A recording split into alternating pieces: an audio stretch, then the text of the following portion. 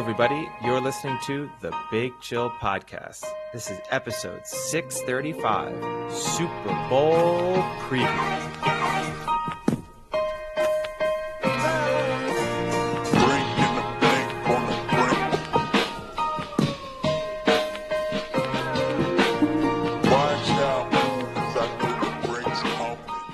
Hello, Big Chillians, and welcome back to the Big Chill Podcast. I'm Frank, joined as always with Eddie. Eddie, ask the right question. How's it going? I was trying to give some True Detective vibes there. I don't know.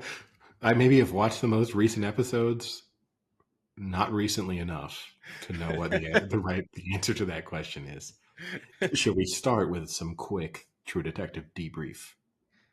No, I mean, I think everyone is probably tuning in to listen to the Super Bowl special. It's fine. Yeah, we're going to give our Super Bowl preview prediction. I don't want people right off the bat to say, but if you haven't watched True Detective yet, skip ahead 30 seconds. I know. Can I give one quick summary of how I feel about True Detective at this point? Okay. Is it slightly spoiler free, or should we give a spoiler? It's entirely spoiler free. Entirely spoiler free. Okay. This is not going to ruin at all your viewing, aside from just being a negative interpretation of the show. It wouldn't be you if it wasn't negative. I want to say I obviously really enjoyed the vast majority of season 1 of True Detective, aside from the ending, which when it embraced the mystical element, I felt like it was a cop-out. I actually really liked season 2 and season 3 of True Detective. This, I feel like it's the embodiment of the worst version of modern day television at this point, which is the concept of the anti-hero has ruined television at times, which is we can no longer create characters, like people writing TV shows or movies can no longer create characters without making them dislikable or torn or damaged. Like every single person involved has to be somehow affected by previous elements of their life, which of course we all are to a certain degree. Yeah, I mean, it's hard not you to know be what I affected mean by the previous years of your life. But it's to the degree now where it's like, well, they're an asshole, but they're gonna solve the crime, right? And it's like, can't we just make people solve crimes without being assholes? Like, can't those two things go together? Can't someone be difficult but not completely intolerable? I don't know. I just find it. Mayor of Easttown was like that. She wasn't like insufferable. She was just like, she's from Pennsylvania, so she just was naturally a little grumpy. Which is fine. No, I think there are examples of TV shows like that, but I do think the popularity. How about Reacher? He's a lovable 6'7" monster.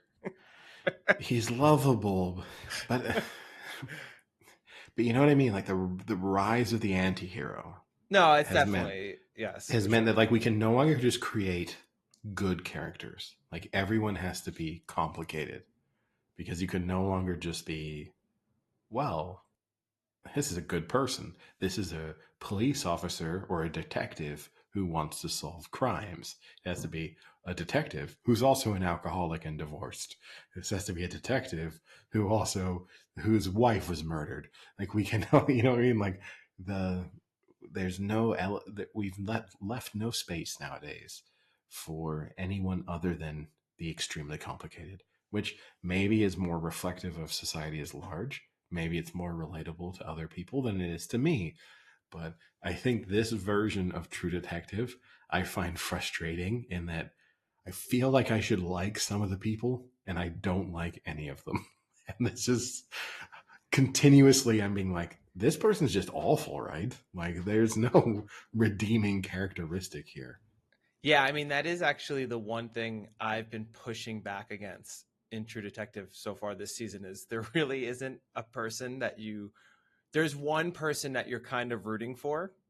Yeah, it's the young kid, guy.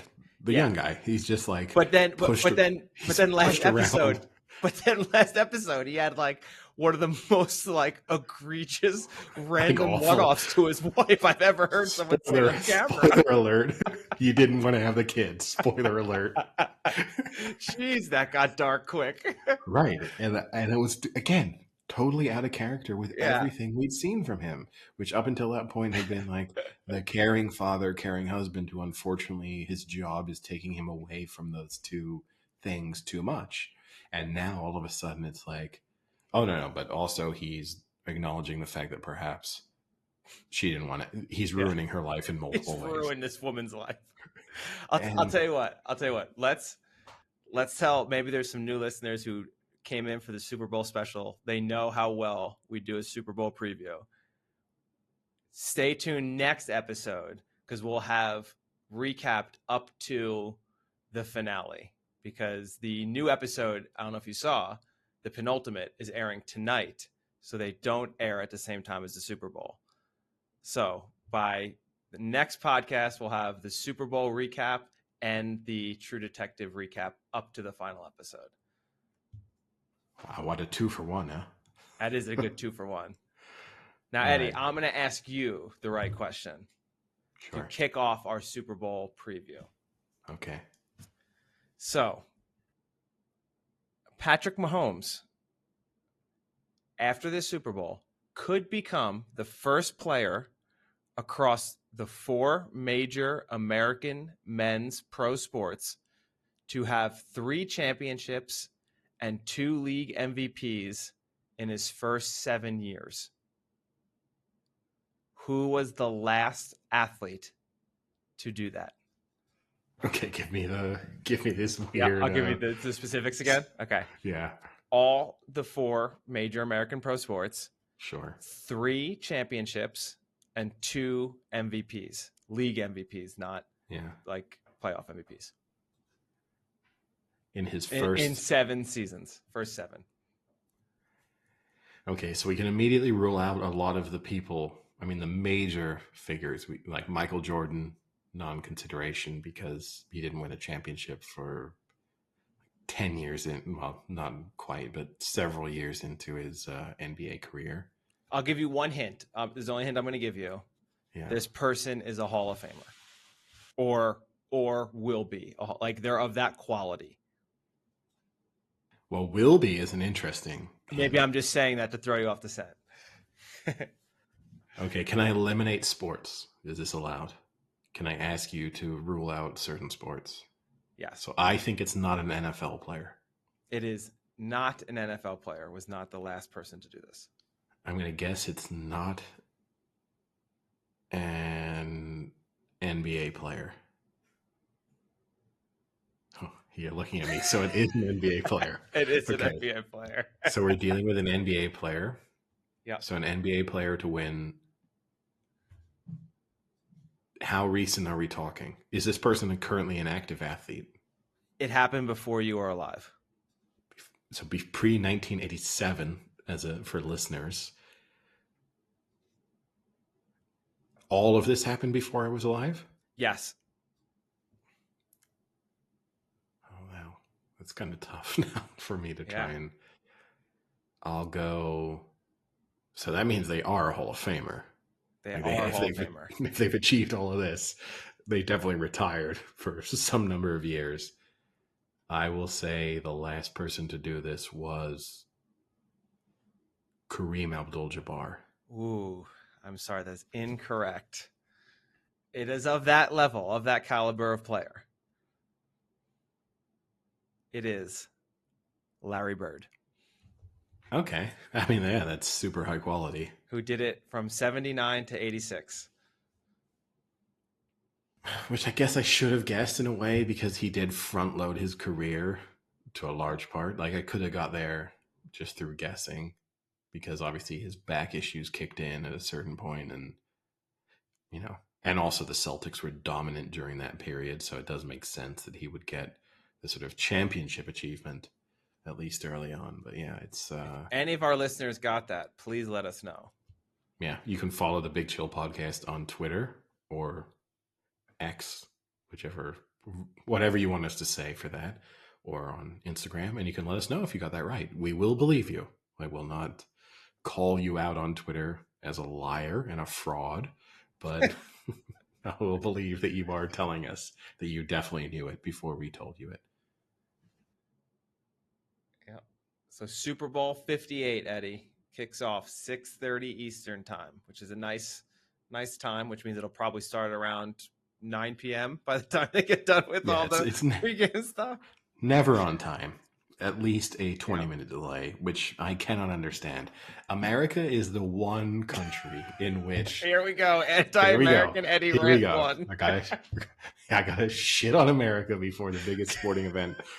But no, like America is the one country, all the other major sporting events, the World Cup final, probably the sort of most viewed singular event in the sporting calendar, kicks off on time. Like there's no delay to that. There's the national anthems for two teams that are played. Not even one national anthem. There's two national anthems.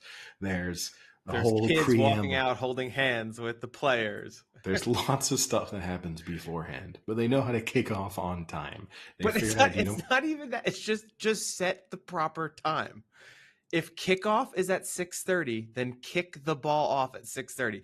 If you want to do pre-games, then just say the kickoff of the ball is at 7 p.m. Just tell me when the goddamn event literally starts. But do you know what part of the issue is, I suppose, in a sense, right? We can bet on how long does the national anthem take? How long does X event take? And fundamentally, if we're saying these are not fixed time events, we are saying that there is a potential delay to everything that follows afterwards. But no, it really bothers me. And it bothers me more. Again, they're trying to build the NFL as a global sport, right? They're about to have, next year is going to involve a game in Brazil. They are really trying to say, hey, we understand this is America's game now more than baseball, but still we are trying to appeal to an international audience. It's tough to tell people on a Sunday night, stay up until 12:30. Oh, well, potentially 1 when the game kicks off. And then the halftime, it'll probably be about 30 minutes, but it might be a little bit longer. The second half will probably kick off around this amount of time. And like the game will probably finish at 4:30 your time in the morning. It might finish at 6, and that's before we even get into overtime.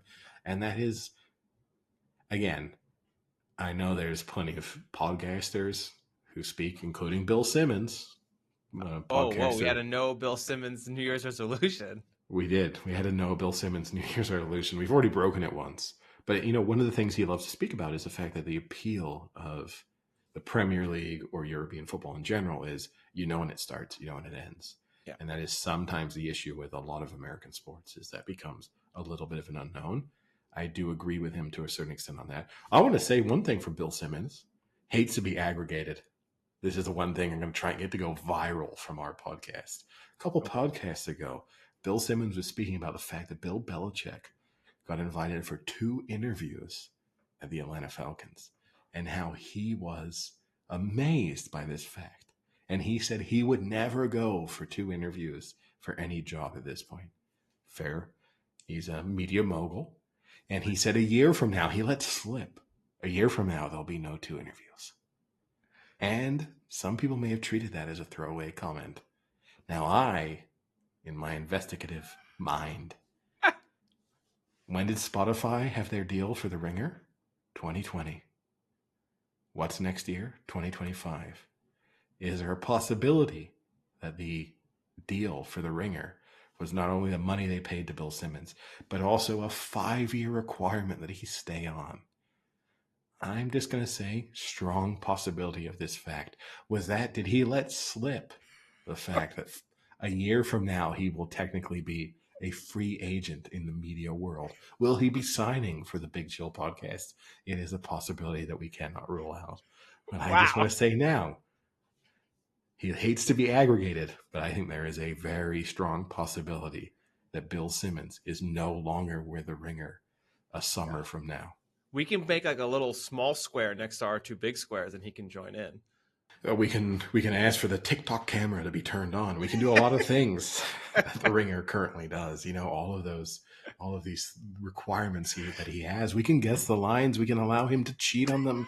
We can allow him to get them perfectly. He can get Wow. 1.5. He can get 2.5. He can get 3.5. He can Is get them this the all Super perfectly. Bowl preview or the Bill Simmons preview? But I'm just saying, I don't think Bill Simmons will be the Ringer anymore a year from now. That's my biggest preview of this podcast. But Wow. now we can get on to what the Kansas City Chiefs will do against the San Francisco 49ers. Yep. So this is a rematch of Super Bowl 54. So the 2019 season when the Chiefs beat the Niners 31-20. The Chiefs are coming in as reigning Super Bowl champs. Their fourth appearance in the Super Bowl in 5 years. And the last time the Niners won the Super Bowl was in the 1994 season, which was Super Bowl 29. Yeah, I mean, I remember the last Super Bowl appearance extremely well. The sort of For last the matchup. Niners. Well, for these The two teams, blackout. I mean, yes. No. The Oh, last pre-blackout. I mean, no, sorry. Yes. the matchup between these two teams, the Yes. pre-COVID Super Bowl, right? Like Yes. we were weeks away from the world grinding to a halt. I also remember a friend of ours, Babs, from a bar that we both like to attend, shaking my hand midway through the fourth quarter with the 49ers up by 10 points and congratulating me on the 49ers winning the Super Bowl, only for me to watch it all terribly unfold before my eyes. Now, This fourth quarter collapse. what collapse actually do you think is worse? Because that collapse is a Shanahan collapse as a head coach, but is his more famous collapse as the offensive coordinator of the Falcons when they collapsed against the Patriots? Which one do you think is worse? I mean, the Patriots at 28-3 is way worse. Now, the thing I'll say is it is worse because they put up 28 points, though? The thing I'll say is worse. Okay, losing a 28-3 lead is definitely worse because also that lead actually started to crumble like midway through the third. Like people like to start to talk about like halftime or whatever. Actually, it was like 4 minutes left in the third quarter before things started to go wrong. So there's not a huge difference in terms of the timing. The one thing I will say, there's a lot more bad luck involved in that 28-3, a game I actually recently rewatched, and you actually kind of go through all of the things that had to go New England's way as part of that comeback. And it's insane. Everything from the like Matt Ryan fumble at a point in time where literally, I mean, they've done the calculations. If they'd just taken a knee, they would have won basically from, that point onwards. You factor in the incredible Edelman catch, which on any other day is not a catch. There's a lot of things that happened. I think still the 28-3 is worse just because you can't imagine blowing that lead. Whereas a 10-point lead in the fourth quarter, it's still only 2 scores. It's like not crazy. You can highlight a 10-point lead, but the other team had the ball at the time where you're saying they're up by 10. So are they kind of up by 3? Like you can sort of do that calculation. The 28-3 is worse. I thought you were saying you vividly remember the time before that game when they were last in the Super Bowl, which was the blackout game. Yes, 10 years ago, which you and I had that. Well, I don't vividly remember that because, to be honest, with the combination of obviously it being late in Europe, and then there was this And then a notorious like blackout. 30-minute delay. By the time that game restarted, I don't remember much. I remember you and I looking at each other. We both had bet a decent amount on Colin Kaepernick to be MVP. I'll never forget that to the day I die. We thought that was more value, which it was. The idea of taking the quarterback to be MVP. It's the smart move. I'm going to encourage every listener, take the quarterback to be MVP. Things will work out. We had Colin Kaepernick to be MVP. I think we convinced a fair number of people in the bar to also bet on Colin Kaepernick to be MVP. And they had the ball first and goal at what, the 3? The 4, I think it was. Okay. And it didn't work out. Yeah. But at that point, after the 30-minute delay, during which we'd had a fair number of shots, I don't think either you or I appreciated the significance of that moment until they had lost, until No. we were watching the Ravens take a intentional safety to run out the clock. I don't think we really understood exactly what was going on. So, And that's when I do I? made maybe my greatest sports proclamation of all time, that Colin Kaepernick would never be a starter again in the NFL. Which wasn't quite right, but it was quite But right. was pretty goddamn close. It wasn't bad. But you know what? It teaches you ultimately, this is the thing for everything in life, right? The negative prediction comes true more often than not. If you, in politics, in science, in life in general, if you just want to say probably won't happen, you'll probably be right. So how would you like to start, Eddie? Do we want to start with the game or do we want to start with the extras?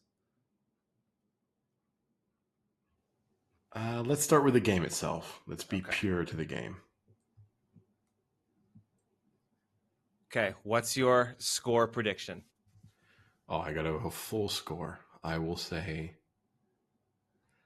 I mean, I'm very confident about the 49ers. Okay. So I'm going to say 49ers 34. Wow. Yeah, we're going to load on the points. Kansas City Chiefs 18. Okay. Now, I'm going to give one rebuttal stat to yours, and then I'll give you my score, and then you can give me a rebuttal. You said the Niners are going to score 34 points. No one so far this year has scored over 28 points on the Chiefs this season. That is the most games in an NFL season in NFL history. So 4 teams have done it 19 games, letting under 28 points. Those teams are the Super Bowl winning 2000 Ravens, the Super Bowl winning 2002 Bucks, the Super Bowl winning 2005 Steelers, and the Super Bowl winning 2010 Packers. I mean, Not a bad stat there. The exception proves the rule, right? Like at a certain point in time, we got to break the trend. So that's if they hold them under 28, but you're saying they won't, so then they won't have held every team under 28. Yeah, exactly. No, I mean, realistically, if I'm being totally honest, that is my ambitious prediction for the score. I do think the 49ers will win this game relatively comfortably. I do think, as you know, I have said, I think the 49ers are the best team in this matchup. I would have felt potentially differently had the Ravens made the Super Bowl, having obviously beaten the Chiefs. I think the Niners can win this game by more than a score. Would it stun me if it were 24-17? No. You know, like that could be a comfortable victory that they could achieve without this being record breaking from the perspective that you've given. But no, I think this Niners team basically wins the matchup in pretty much every department aside from quarterback, which is the tough thing because quarterbacks tend to be the determining factor. The difference makers. Yeah. So having said that, go ahead. I say every area people are going to jump onto the Travis Kelce factor. I still think Kittle is a better tight end all round. The complication becomes where do you break down like a blocking tight end versus the ability to like a pass catching tight end. Do I think that Kittle will have more yards than Travis Kelce in this game? Probably not. But do I think that is a way of assessing who is the kind of game changing tight end? Also, probably not. Yeah, I think I would probably give you the best all around tight end in that game is George Kittle, but I think the best difference maker / playmaker would be Kelce. You know, I think, yes, Kittle's a better blocker, and I mean, they do run the ball a ton, but I think, you know, you could be one big game, Kelce, 13 catches for 140 yards and 2 TDs, riding it to the Super Bowl, where I don't see Kittle being able to, you know, like have 7 like cutout blocks and 100 yards. So I do agree. I think he is the better overall tight end. He's obviously younger too. So Kelsey's kind of starting to get up there. So I will give you my score. I think it's going to be Chiefs 24, Niners 20. That is my score prediction. What a bitch. I mean, we had to. Do you know what? Actually, I'll say this. I love it that we disagree. Because I think every time I've had a strong opinion on the Super Bowl in the 11 years that we've known each other, 12 years that we've known each other, I've probably been wrong every time we've agreed with each other. And that wrong isn't every time we haven't.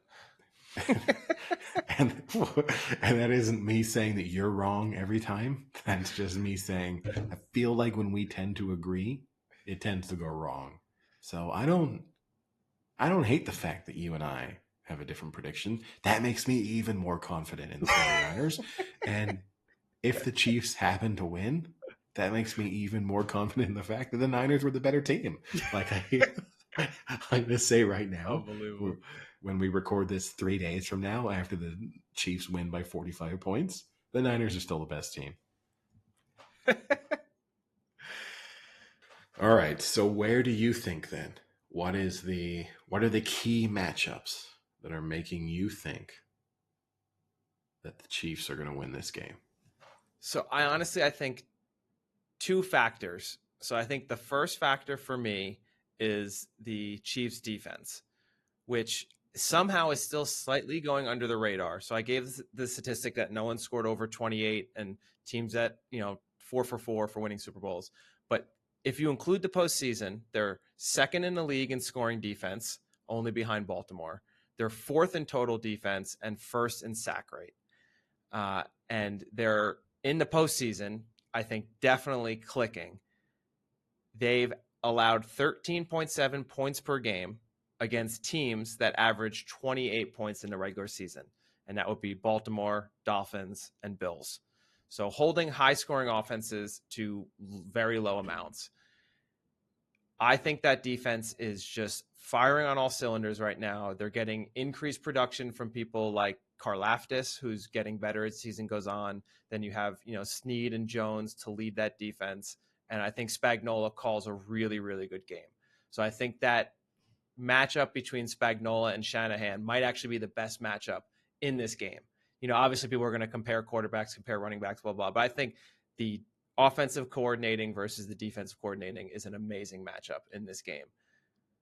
The second factor, and this is the most generic factor that's been said probably 1,000 times, I don't think I can bet against Patrick Mahomes in a big game like this. I mean, it's one of those I'd rather bet and be on the right side than bet against him and say, oh, could have saw that coming.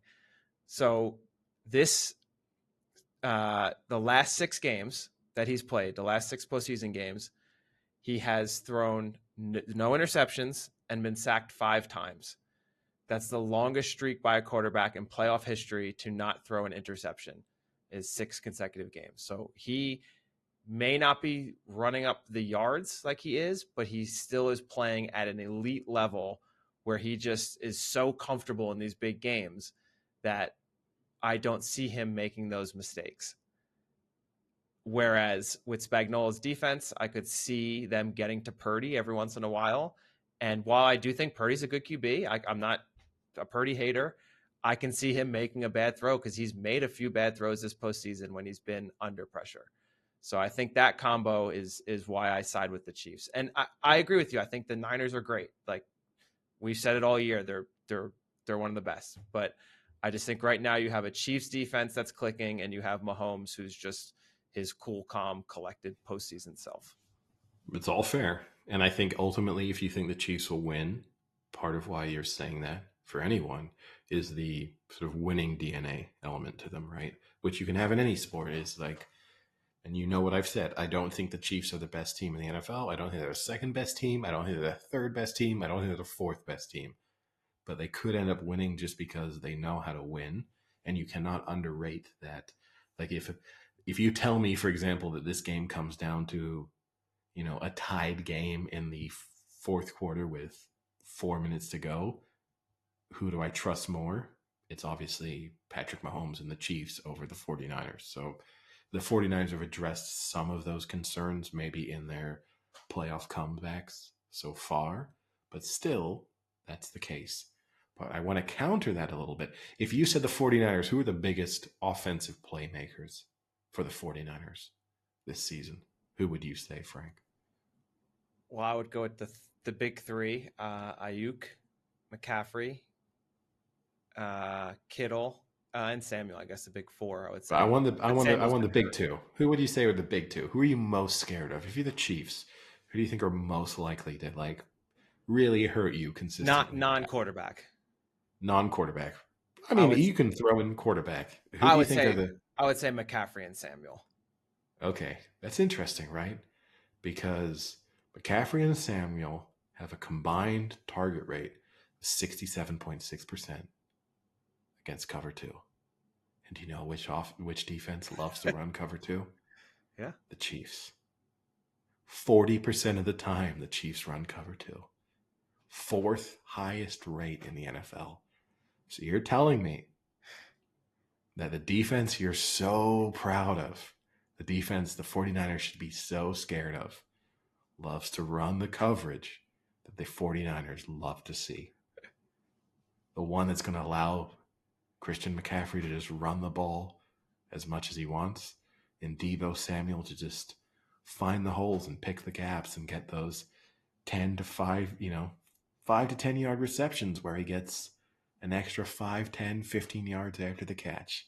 And we're just going to watch Brock Burdy just clock up the yardage. And no one's going to think he's spectacular, but it's going to be super efficient. And that to me is one of the things I feel like genuinely this is an excellent matchup for this 49ers offense against this particular Kansas City. I was going to say shitty. I didn't mean to. That was a slip of the tongue. This genuinely the Kansas City Chiefs defense. Yeah, and so I agree with you, and I think the difference will be, can they get to Purdy? Because I agree. I've seen those statistics. The difference is, I think, with Spagnuolo is he likes to blitz. He's actually blitzed a little less in the postseason than he did in the regular season. I think in the regular season they were, I think, either number one or number two in the NFL in blitz percentages. They dialed it back a little bit in the postseason, but one of the crazy stats I saw was they blitzed Lamar Jackson, I think, 11 times, and not one blitz was the same. So it was coming from a different way every time. So that intricacy could be the difference. So here's a good stat I found about Brock Purdy, which I think really puts home what the Chiefs defense needs to do. So Purdy against the blitz has 15 touchdowns and 2 interceptions. His numbers are highest yards per pass attempt in the NFL against the blitz, and his 15 TDs is tied for Prescott with the most in the league. So if you blitz Purdy, he's very quick at reacting, finding the weakness, and attacking it. But when he's pressured, he goes from having one of the lowest amount of interceptions. I think he was like top 3 for interception rate, to throwing 7 interceptions in the regular season, which is 5th most in the NFL under pressure. So the difference I think that the Chiefs need to do is maybe not blitz as much as they have been in the season, but make those blitzes count.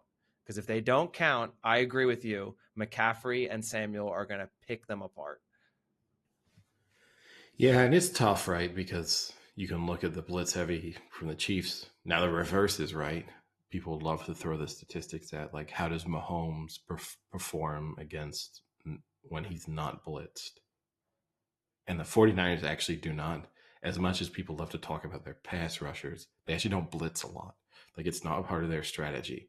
Like, they are believing that inherently the sort of quality of their pass rushers creates pressure even when they're not blitzing. And statistically, that would lead you to think that Patrick Mahomes is going to have a fantastic game. And this is where it's the tough thing of, like, where the rubber hits the road from a statistical element. Because I'm going to believe that this 49ers pass rush is good enough, even without really intentionally blitzing, to create pressure on the Chiefs. But if they don't, then I think we could watch just a Patrick Mahomes masterclass in him picking apart this 49ers defense, which we know their biggest weakness obviously is in their secondary. So like if they do not get pressure, then things could break down pretty quickly for them. The interesting storyline of this is right post 4 years ago when this Super Bowl, this identical matchup happened. Very different looking teams, but same matchup. One of the storylines that came out of it was the accusation from the 49ers that a lot of holds were not called on the Chiefs, including on the key play, which allowed Mahomes to escape the 3rd and long that led to the sort of game-changing conversion. Now, it was interesting that Bosa, when asked about this Chiefs offense, highlighted the fact, well, they get away with a lot of holds. It's going to be interesting to see whether or not this is an officiating crew that cracks down, because you can go through all these packages of plays where you can just see the Chiefs offensive line holding play after play. It's going to be interesting to see how much, whether we get an officiating crew that punishes them for that in the Super Bowl or an officiating crew that allows them to continue to do that. And I think that could determine the outcome of this game. Well, Eddie, our listeners, they're going to be thrilled that you said that, because I can give you the answer to that. So referee Bill Vinovich is going to be doing the Super Bowl with his crew. This is the second time he's done the Super Bowl in the past 5 years. His previous Super Bowl was the Chiefs versus the Niners, where they threw a total of 11 flags, 2 were declined, 5 against the Niners, 4 against the Chiefs. The biggest stat to take home, I think, is exactly what you're saying. His regular season crews annually have thrown the fewest flags in the NFL for most of the past decade. So do not expect a lot of flags to be thrown. No, it's considering that he was the one who his crew refed the last game. No, it's concerning. That's definitely not a statistic you love to hear. And it was a storyline. And the thing is, right, you never want to be the person making excuses for a team's poor performance based on officiating in any sport. Now, but particularly in the NFL, there are moments when you can say, well, some officiating crews focus more on certain types of penalties than others. So it's kind of slightly more justifiable at times than it is in other sports. But ultimately, you don't want that to be either the storyline of this Super Bowl or the defense that you use if either team loses.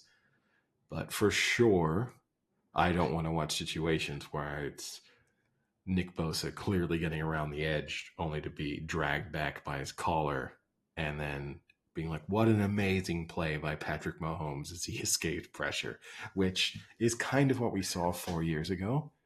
And I'm not ruling out the possibility that it happens again. So I'll also let our listeners have a little tidbit that they can, bring to their Super Bowl party. What you're talking about, I think, is a very valid comment, considering that Nick Bosa is going to face Juwan Taylor on the right side. He's the Chiefs' right tackle. Juwan Taylor's Pro Football Focus grade is 52. Now, for those who haven't been to school in a while, 52 is not a good fucking number. That is not a good grade you want to get in any course. He ranked 75th out of 89 qualifying tackles in the NFL. So we're even talking about tackles that, played 2 games, 3 games as backups. Not very good. He's committed a league high 14 penalties. His block grade is a 55, and he's allowed 9 pressures on 120 pass blocking attempts. So this is not, I don't think, what the Chiefs have in mind for stopping Nick Bosa. So I think this could be a big key to the Niners winning, is Bosa has got to take advantage of this. Whether it's getting penalties called by just blatant holds or false starts because he's so scared of Bosa, or Bosa just destroying Juwan Taylor the entire game.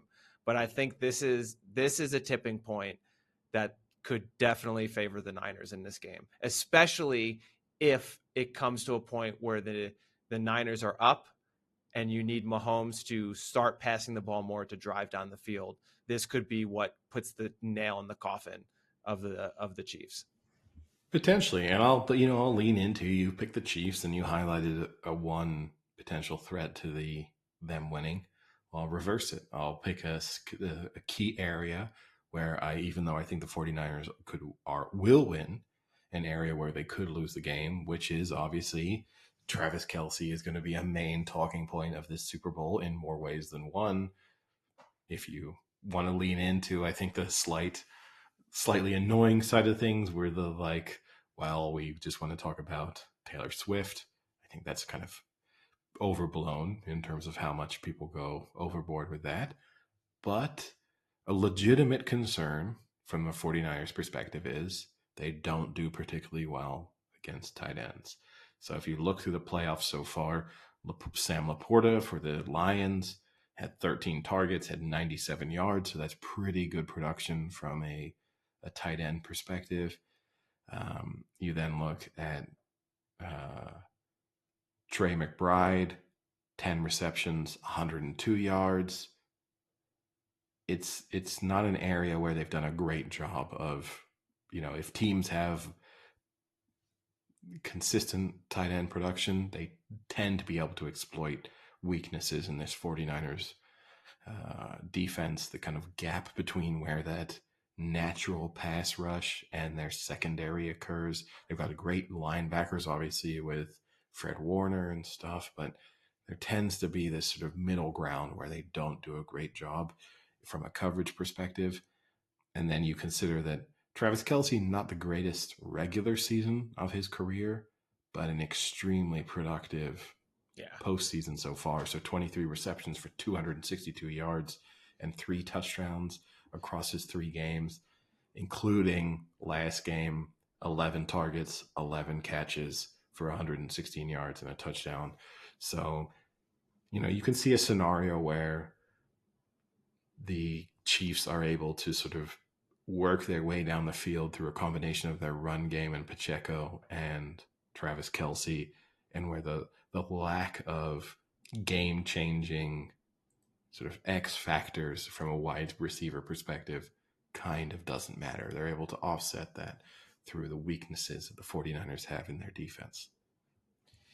Yeah, and that will be interesting too, because while they haven't matched up well against tight ends, they rank number 1 in the NFL in passes in the middle.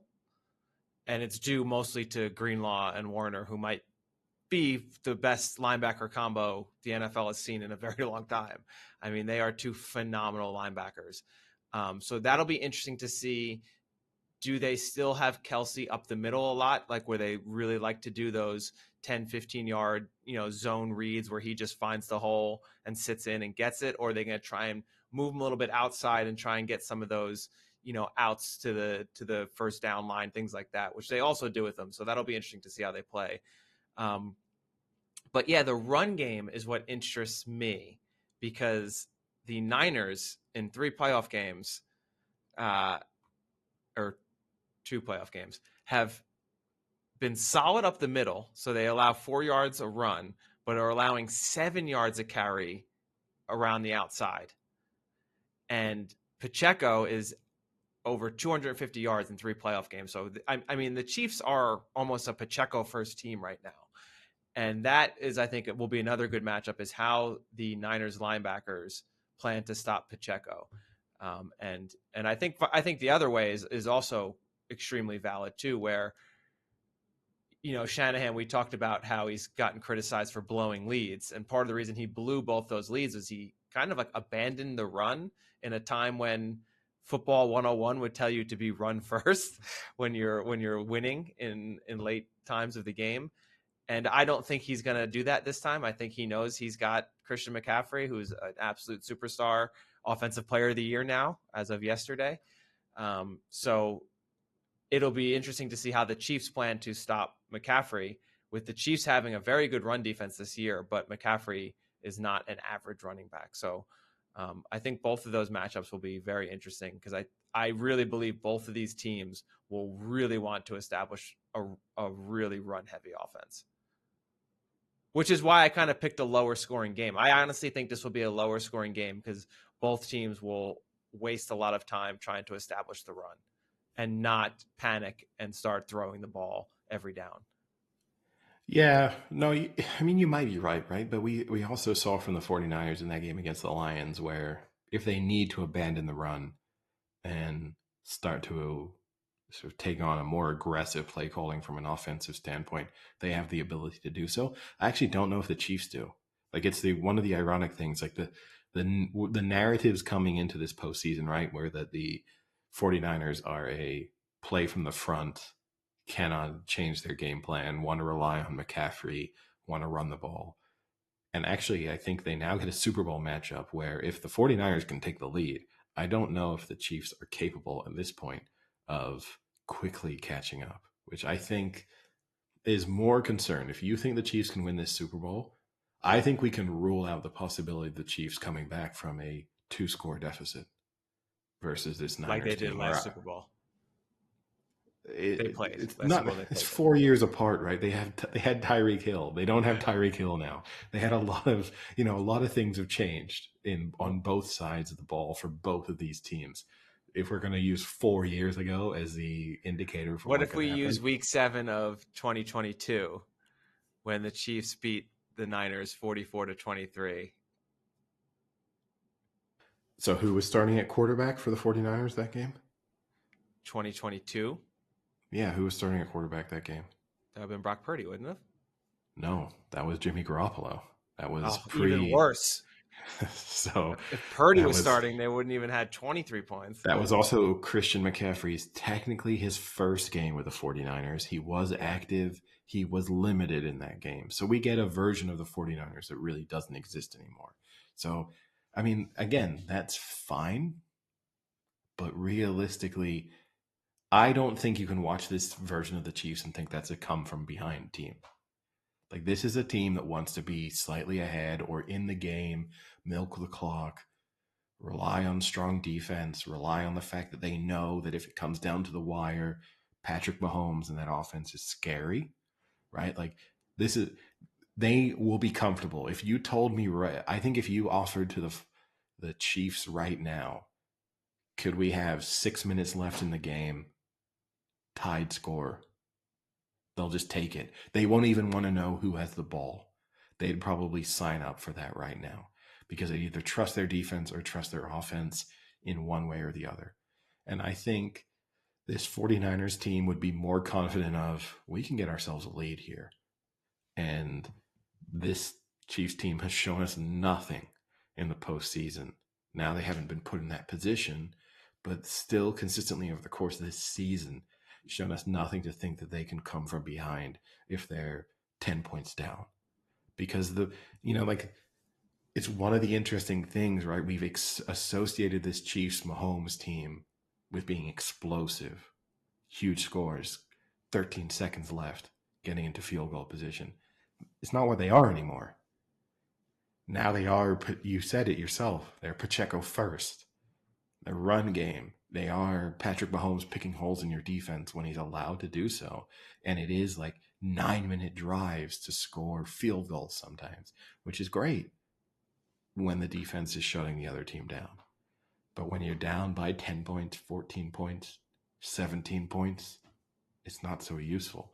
Now, and so having said that, Eddie, give me your money line betting odds. Chiefs down by 2, 145 left. They have the ball on their own 20. Who's favored? How many timeouts? 2 timeouts. Who do I think is favored at that point? I think the Chiefs are favored. I mean, that's fine, but because now you're just telling me. I know. Can I get into field goal position? Field goal position. I trust Mahomes a lot, right? They also have an exceptional field goal kicker. So you are saying, let's up it. Down by 4, 145, 2 timeouts left on their own 20. Well, then the Niners are favored. Heavy, but it's not. No, it's not by much. It flips slightly the other way, Yeah, but I agree. it's marginal, and it could be one first down away from the Chiefs being favored, right? Like that's would I feel comfortable? No. You know, like if I'd bet my life on the 49ers and you're telling me they're up by 4 and the Chiefs have the ball with under 2 minutes to go, but a couple timeouts, I don't think I feel super comfortable with myself, but I feel okay. Certainly up by 2, I really don't feel good about myself. But, and if you reverse it, I'm a Brock Purdy semi believer. But if you tell me the Niners get the ball back down by 2 with a minute to go and a timeout, do I feel great that they can work themselves into field goal position? Not that great. Do I trust their field goal kicker? Not a ton, and that could be a storyline. We could get to the end of this Super Bowl and it could come down to one very experienced kicker versus an inexperienced one. And that could matter. Like, do I want this? Do I even trust So the Niners kicking a 30-yard field goal to kick this game? I don't know. Like that's yeah, so just for our listeners, Jake Moody, who missed just 3 kicks in the first 16 games of the season. So he was 21 through 24 on field goals, 58 for 58 on extra points. Regular season, great. In the playoffs so far, he's missed 4 kicks in the last 3 games. So he's 3 of 6 on field goals and 9 out of 10 on extra points. But you could add some context, right? One of those missed field goals in the regular season was the potential game winner against the Browns, which was a 40-something yard field goal. So a field goal you'd expect him to kick. So you could kind of start to say, look, you can look at this kicker where the pressure increases, his accuracy decreases pretty significantly. Like it is a concern. Like So, when you think that Super Bowls in recent history tend to be relatively close scores, and actually kickers have played a greater part in them than they do in the regular season, like they are a bigger factor for sure. How confident would you be in Moody? I don't know. I don't want Moody kicking a 20-yarder to win the game. Like I just don't like the name Moody. I don't want a guy named no, Moody being my kicker. That just no. It, scares it me. writes it writes unfortunate story, like the headlines for the newspapers kind of write themselves at a certain to a certain degree. But no, I think it's and this is the problem. This is the difference between the Chiefs have a lot more known quantities in this type of presser situation. And with the 49ers, you can believe in how good they are, but there's key positions where it's like, well, do we know they'll stand up to the pressure? Do we know Brock Purdy will stand up to the pressure? This is a big step up for a guy who was drafted last a couple of years ago to all of a sudden be the starting quarterback in the Super Bowl. This is a big step up for a rookie kicker. This is a big step up for a head coach who has a history of blowing it in key moments as either an offensive coordinator or as a head coach. Like there are so many step up to the plate moments for the 49ers that when you look from the Chiefs perspective, it's like, well, yeah, we know Andy Reid knows what he's doing. We know Patrick Mahomes has been there, done that. We know if they need to rely on Travis Kelce, they can do so. You know that in Butker they have a kicker who can come through in clutch moments. Like they've got a lot of key factors they can rely on, even if everything else goes wrong, that the 49ers kind of don't have. And that's the kind of thing that can make you lean towards the Chiefs. Yeah. So I want to transition a little bit into some bets. Some like I pulled up some prop bets to see. Let me know if you think it's interesting or not. But leading up is actually a prop bet I don't have the stats for, the odds for. But I think if you are a a fan of Niners winning the Super Bowl, I think there is definitely some value in a Chiefs first half Niners win. And the statistics I'll give you are: one, the Niners have led for only 22% this postseason. That's the second lowest percentage of time leading in a postseason since the 1994 Chargers. So, um, very low amount of time that they've kind of had the lead and held on the lead. Second stat, the Niners averaged 22 points per game in the second half and just 7 points in the first half. So not scoring very efficiently in the first half. Third stat, Brock Purdy, 59 QBR in the first half, 91 QBR in the second half. The other stat I will give, which I don't have specifically, but in watching the Chiefs games this postseason, they are a team that can go out, have a set script, score early, and try and hold on to that lead. But against a good enough offense like the Niners, they might not be able to hold on to that. I think everything you're saying kind of makes sense, but I love the Niners to just take this game by the scruff of the neck and never look back. Like, I love the idea of them being, and I don't mean that love it from an enjoyment standpoint. I just But think you do. I do. I love it from an enjoyment standpoint. I could see them just dominate this from soup to nuts. Like, I think this could be. Well, I'm not having nuts in my soup, so we're all right. Like, we forget, right, that everyone loves to say, well, Super Bowls aren't blowouts anymore. And actually, a lot of Super Bowls are more blowouts than we think they are, but we forget the recent blowouts that we've had. I think this could be a blowout. I really think that this is one of those. I remember talking myself into the Denver Broncos and then watching that against the Seahawks and then watching the safety on the first play and being like, I think I made a fucking mistake here. And then just watching a team dominate the other. And the whole storyline behind it was a potentially, they could have a, just explosive offense. It's Peyton Manning. He knows what he's doing. There were all these kind of conversations. And then just the rubber hit the road, to use a second Rubber hits the road term. Second expression in quick succession. And yeah, I just feel like it could be similar. I'll throw out a prop. So hold on. I just, to clarify, the Chiefs first half, Niners to win is 6-1. I mean, just take Niners. But the prop bet I love, I think even if you think the Chiefs will win, I think this is printing money, to be perfectly honest with you, is Christian McCaffrey to have 2 touchdowns or more. Yeah. Which is 2.62. It's crazy how low that is.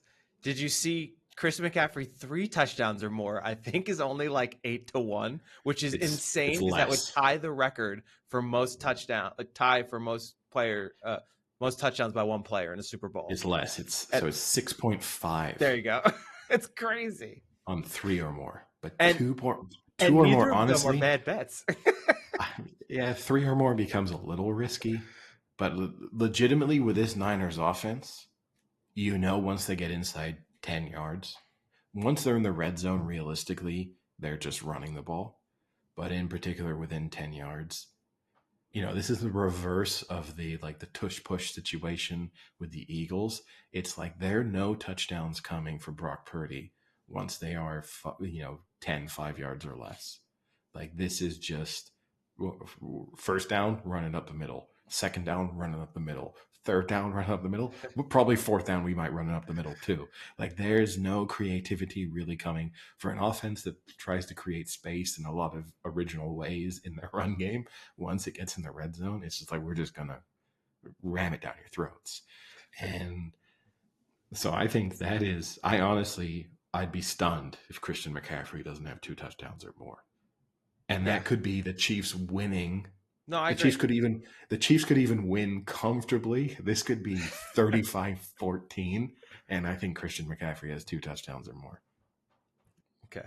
So I've got a bunch here. I'm going to run by you. These are kind of fun ones, and maybe that'll lead into one of my favorite bets, which is the national anthem. We'll save that for later. But first one, Eddie, these odds blow my mind a little here. Will any player propose to his girlfriend on the field after the game? Yes is only 2-1. Yeah. That's which, insane. I mean, here's the thing is, right? Everyone's focusing on the Travis Kelce, Taylor Swift. You could get fucked by like the, the fourth string linebacker for the Chiefs proposing afterwards. Like this could be a bet you think you've won until 24 hours 4 days later. later, not even When 20, like 4 days. the truth emerges that actually and this also, you get into a gray area. What counts is officially on the field? Like how much analysis can go into where did the proposal take place? Yeah. If you're betting on this, you're kind of insane, but have fun with it. Here's one of my all-time favorites, Eddie, and it's back. Will any player record the octopus? 15-1. Famously predicted this in the Eagles game with Jalen Hurts getting the octopus in that Super Bowl. I don't see it this year. Do you want to clarify for listeners what the octopus is? So the octopus is a player scores a touchdown, and then they also are responsible for scoring the 2-point conversion. So what that would mean, though, is, for instance, if Patrick Mahomes ran the ball in for the touchdown, he'd have to also run it in. He can't just throw it. It has to be, the same player recording the score. Yeah, and it's tough because you look at this team. You obviously need the unique scenario where they need the 2-point conversion. Yeah. And then you start to look at who's like Brock Purdy, you can rule out. Yeah. Because it was so good for Jalen Hurts, because you knew if it ever came to the Eagles needing a 2-point conversion, chances are Jalen Hurts scores a lot of their touchdowns. And then if they score and need it, they're just going to tush push. And that was kind of the philosophy. Yeah, I mean, so Patrick Mahomes has no rushing touchdowns this season. Nope. So already now here's the thing is, I can famously remember being in a bar 4 years ago talking about who will score the first touchdown and it being thrown out that Patrick Mahomes might be the first touchdown scorer in this same matchup and being dismissive of that fact. And then he ended up scoring the first touchdown, which I think was 16-1, yep. Which actually is not a great. And now it's usually lower because people always take it. Yeah, people love the quarterback because they think you get the situation where the quarterback, even if he's rolling out, goes in for the touchdown. I mean, realistically, McCaffrey could do it. Checo could do it. Kelce could do it. I think honestly, I think the only real scenarios are McCaffrey or Kelce. Because I don't think the Chiefs are running the ball on a 2-point conversion. No. Yeah, I think the Niners are too fancy for that, which is to their detriment usually. I think the Niners 100% would, or also you have the possibility of McCaffrey getting a receiving touchdown on a 2-point conversion. Also, I don't think so. Give me McCaffrey to score 3 TDs and to record an octopus. That's the bet I want. It's like 50-1. No, it'll probably be like 10-1. All right, I'll give you another one. Will the power go out during the Super Bowl? You want to take a guess at what the yes odds are for that? It's not as high as it should be, but I'll say it's 30-1. 16-1 on both. I mean, that's crazy. So low. That's crazy. All right. Here's a good one, I think, that people might enjoy. Will there be a flea flicker attempted in the game?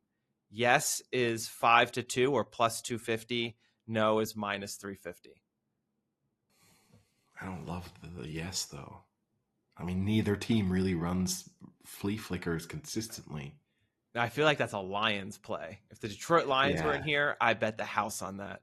I think there's a lot of teams who you would feel more confident in. I don't think either of these teams. Obviously, the Niners did in like the NFC Championship game a year ago when they ran out of quarterbacks. But like fundamentally, this isn't in their playbook. And then the Chiefs, as much as they sometimes embrace trick plays, I'll give you one. I'll just keep leading into the Christian McCaffrey prop bet. Okay. Christian McCaffrey to score a first quarter touchdown. How good does that sound? Even no matter how you feel about this game. Is it even money? 7-2. Okay. 4.5. That's not bad. Just him to score in the first quarter. Like, admittedly, it could easily not do. But do I think that's reflective of his. I think that's a fun bet to have leading Yeah. into this game. Like, What's I nice think you about don't. that is you don't even have to be McCaffrey first touchdown scorer. No, you could hope for a high scoring game. Like, you can believe. The Chiefs score TD, the Niners get the ball back and drive down the field and score TD too. And you might even have the hope of, well, there's 30 seconds left in the quarter and the Niners have the ball on the 35-yard line, but maybe McCaffrey breaks off a big run. Like Yeah. things could happen to save you. Like, I actually feel like it's those to me are crazy odds. Yeah. Considering that he's their go-to touchdown scorer, like that you could just have the Niners drive down the field if they receive the kickoff and then you start to see a drive put together, you would feel so happy about those odds.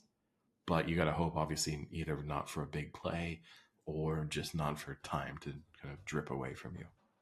So how about, Eddie, if you are a Niners conspiracy theorist and you want to hedge the eventual Chiefs beating the Niners via penalties called, how about, will there be a penalty for roughing the passer?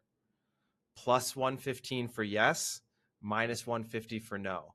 I think there will be a roughing the passer. I can't remember the last NFL game I've watched where there wasn't a roughing the passer, especially with Mahomes. I'll say this. I don't think in the playoffs there have been a ton. Well, I know that Mahomes there has been. No, I think the Niners, though, right? Purdy doesn't really get them. Because I think the ball's either gone or it's not with Purdy, right? Like it's a very binary outcome for the most part with him. But I think I agree with you. I think that's a pretty good, I think there will be one. Because I also think you can factor in either team losing and just the petulant, fuck it, I'm hitting the quarterback. Like either Bosa or Jones or someone being like, I'm destroying this other quarterback because I'm tired of not getting there and we're losing by 10 with 4 minutes to go. Like I think that could probably, those feel like fair odds. So here's a set of specials that I have seen this a few times now and I don't fully understand. It's the whole like aliens aspect of this Super Bowl. So let me read you a few. Tony Romo or Jim Nantz to mention the word alien or aliens is 3-1. Tony Romo or Jim Nantz to refer to Allegiant Stadium as a spaceship or spacecraft is 10-1. Tony Romo or Jim Nantz to refer to Area 51 is 12-1. A fan to be shown on the broadcast wearing a green or gray alien mask, 4-1. A UFO to be spotted over Las Vegas on Super Bowl Sunday, which is reported on by CNN or Fox News, is only 50-1. The specifics how pissed would you be if a UFO was spotted and it wasn't reported on CNN or Fox News? Well, I think that probably happens every day, but all but the final one actually kind of seemed to me sort of fair. Maybe the spaceship, describing Allegiant Stadium as a spaceship, it's a little weird, but I guarantee you Tony Romo he does the Jim, Patrick Mahomes, he's like an alien. He's going to give you one of those things. An alien reference, the Area 51 reference, not that weird. I mean, here's the thing is, and this is the thing that annoys me, right? Other podcasts will tell you, you can bet tons on these props. You can't bet a lot on this type of prop. It's usually like $20 max. Yeah. Because people would be like, well, I could just get a bunch of my friends to show up and put on alien masks. And the fan to wear the alien mask at 4-1, I think is a lock. If you really wanted it to be, if you sent a friend, like if you, no, I genuinely think it's going to happen, as I'm saying. No, perhaps, but you know what I mean? Like if we were attending the Super Bowl, I mean, if you just have somewhat decent tickets, if you're behind either of the goalposts, which are not necessarily great tickets, but if you just had that situation and you could throw on an alien mask during a point after or a field goal attempt, you're winning that bet. Now, would the $80 you'll win offset the $4,000 you spent on tickets? No, but it could buy you a couple of beers in the stadium. Those things are fair. This is the problem that bothers me. We're obviously discussing some prop bets. I actually think most of the prop bets we've spoken about up until this point are things you could actually put relatively large sums of money on. You could win legitimate bets on. Yeah. But sometimes there are other podcasts, I'm not going to throw Bill Simmons under the bus, but I might do, where they talk about these prop bets as if they're like legitimate money makers. And there is not a bookmaker, online gambling site I know that would allow you to put any kind of substantial money on any of this shit. Same right, even with the. I've got some more fun ones going. for you. All right. Either QB to have a receiving touchdown, 25-1. I don't like those odds. No. Offensive lineman to score a touchdown, 35-1. I actually slightly like that better than the QB, but I still don't like it. I like it better than the quarterback, but it's still not good odds. Okay. I'll bump you up a little bit there, Eddie. Will any player be arrested before the game? 100-1. No, I don't like those either. Okay, how about this one? This is the long shot, Eddie. This is the Hail Mary, 1,000-1. This is real. I'm not joking. This is on Bovada at 1,000-1. Game broadcast to be interrupted by live images of Patrick Mahomes Sr. driving a white Ford Bronco. Bovada, you've outdone yourself. Here's the thing is, if anyone offers you 1,000-1 odds, Eddie, you gotta take that bet. If John Cougar Mellencamp ever wins an Oscar, I'm going to be a very rich man. Obviously, that's an O.J. Simpson reference. I don't know what's the reference, though. Patrick Mahomes Sr. has been arrested like 4 times. No, I know, but what's the association? What's the O.J. Simpson connection to this Super Bowl or to them? You know what I mean? Like, that didn't take place in Las Vegas, the Bronco car chase. That was in L.A. Like, it feels weirdly forced, if you see what I mean. Unless you're going to tell me we know that Patrick Mahomes Sr. only drives white Broncos. Like, that's the only thing that could let me think that the 1,000-1 makes sense. But otherwise, it feels weirdly unsuited. Yeah. Like an LA-based Super Bowl, that would make sense to me as a prop bet. Yeah. A Vegas-based, it seems stupid, but all right, who cares? I call this one the Eddie Hewitt bet. Who will the Super Bowl MVP mention first in his speech? Teammates are -140, God or Jesus +135, City 10-1. Take the fucking God. Because if it's Brock Burdy, you're winning. For sure. Yeah. Mahomes, you probably aren't winning with Mahomes. No. He's not super religious, right? Like, he might mention it, but it's not his go-to. Or maybe he does, and they don't broadcast it. And they cut it out. McCaffrey might mention, though. You're really going Niners. If you think the Niners are winning, you're going God first. Because I think most of the Niners' outcomes... Well, McCaffrey and Purdy are probably God first. Now, here's the thing. It specifically says God first. Or Jesus. Okay, or Jesus. Okay, you get covered there because that would be the risk, right? Now, Kittle is not mentioning God or Jesus first. That's Joker. Or that's Halo. The wild card. Yeah, he's mentioning some random reference to some anime reference. It's like a Halo, like thank you to the chieftain from Halo for allowing him to win the Super Bowl. But no, I think if you think the Niners are going to win, that's solid. Because I actually think Brock Purdy, going back to it, from an MVP odds perspective, Brock Purdy is not getting the respect he deserves just as the quarterback of the potential winning team. I think that's because of McCaffrey, though. It is, but you and I have discussed it in the past. Like, most of the time, it's the quarterback. Like, how many touchdowns does McCaffrey need? Like, what's the balance of McCaffrey to 3? Purdy? He needs 3 to guarantee it, but let's say it's 2 McCaffrey touchdowns Rushing or to passing? rushing, 2 McCaffrey touchdowns, and then Brock Purdy has 1 passing touchdown, McCaffrey. 250 yards, no interceptions. McCaffrey.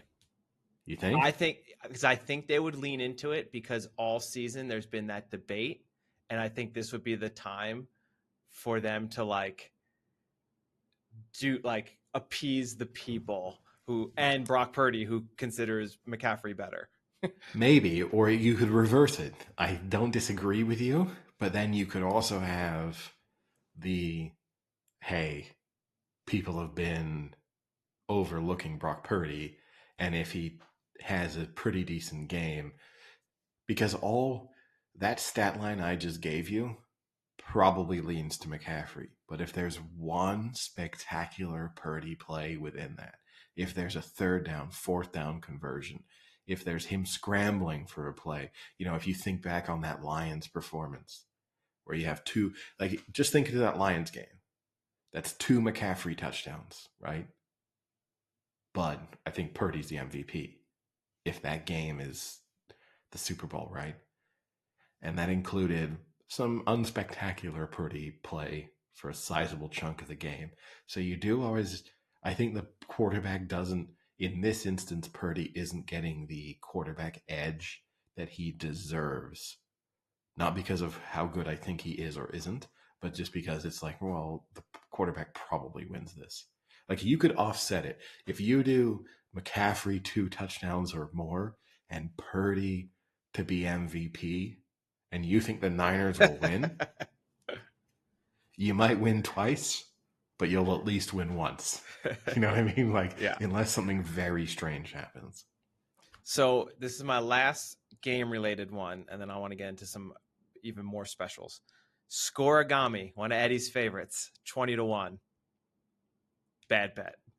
So for listeners who are unaware, Scoregami is a score outcome from this game that has never been recorded in the NFL in the past. So if no team has ever won the game 9-3, which obviously has happened, but that would be Scoregami. Yep. So if this were 17-2, and that's never happened before, that's basically what you're betting on. Those aren't good odds. Yeah, so there was 8 Scoregamis, I think, in this season. So you never know. But yeah, I mean, that factored in the fucking Dolphins scoring 70 points at one and point. Also a lot of games played, right? Yeah. So let me transition into the halftime show. So for those who aren't aware, although probably most are, Usher is performing the halftime show. This is one I like. I have a few Usher ones, but this is one I think is quite interesting. What will Usher's first words in the halftime show be? That's got to be yeah. Yo is -150. Vegas is +700. What's up is +350. Yeah is +600. Hello is +600. And Usher is +800. So just Usher. I love the yeah.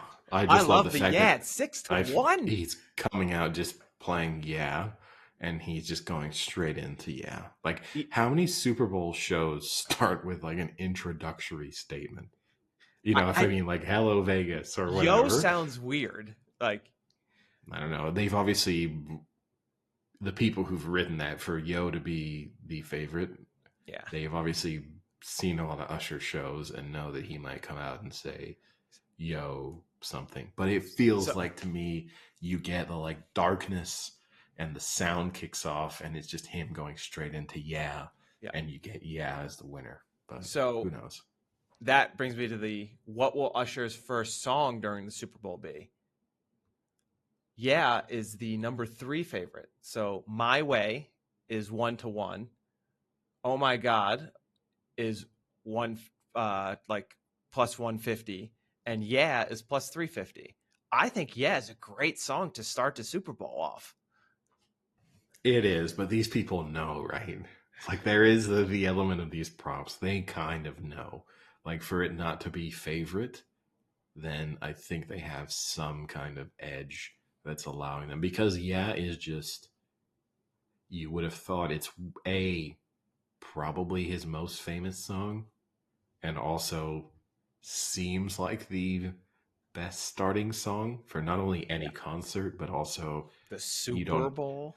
yeah, you have a short period of time, you want to make instant impact. It feels like I hit them hard right from the front, but if they're not putting it favorite, then I think there's good reason for it, but who knows? So total songs performed by Usher, over 8.5 is the cutoff, the over under. They don't have to be full songs. That's the caveat, right? Take the fucking under. You think Usher is throwing out 9 songs in his performance? They're not full songs though. You could just do I like understand. 30-second He could clip. play one. He could sing one sentence from a song Yeah. and it counts. I get it, but 9 songs. So how about give me a special guest, Eddie? Who do you think appears on stage?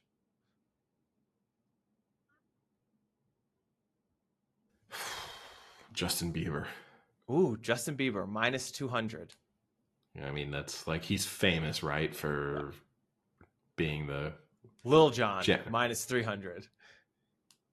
All of them.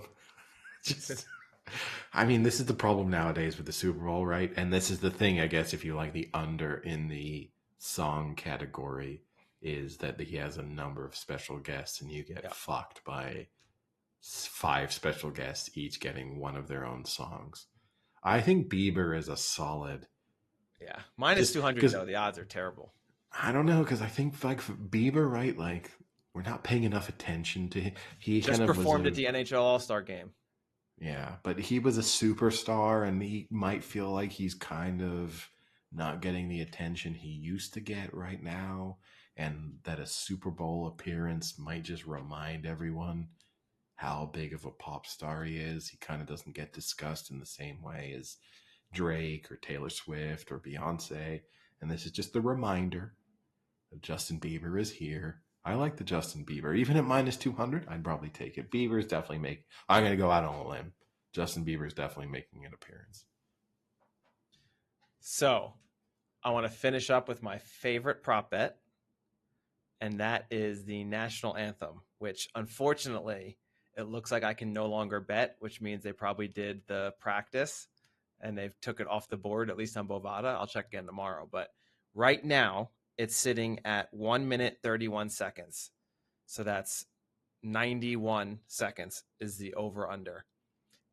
That is the lowest national anthem line in the last 17 Super Bowls. So the last 25 national anthem singers have gone over 90 seconds.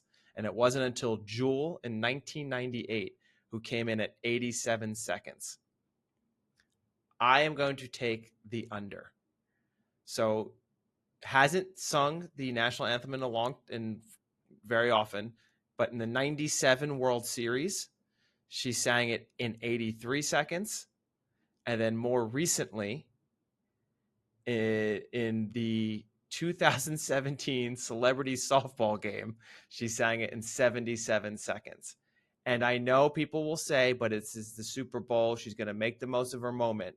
But I think McIntyre is the type of person who her making it the moment is going to be I don't need to pull this out to 2 minutes like everyone else. This is how I sing. This is who I am.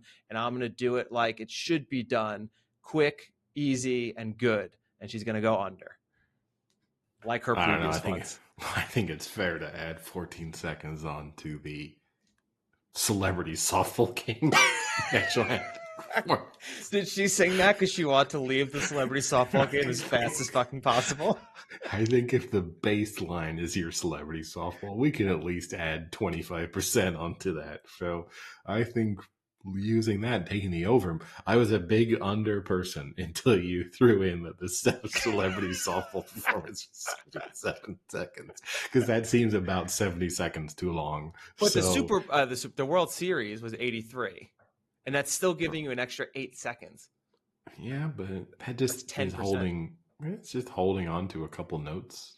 You know, we know how it works in the Super Bowl. People love to hold on to notes, prove a point. She might even have heard that people love the under because that's been the narrative the whole time. So yeah, you're saying she wants to prove a point. It might be these people think I can't hold notes. Let me show you my lung capacity. No, I I'm think gonna, Reid I'm was gonna, saying America's too fluffy. I'm going to cut it dry. I'm swerving. I wasn't under. I'm taking the over. Wow.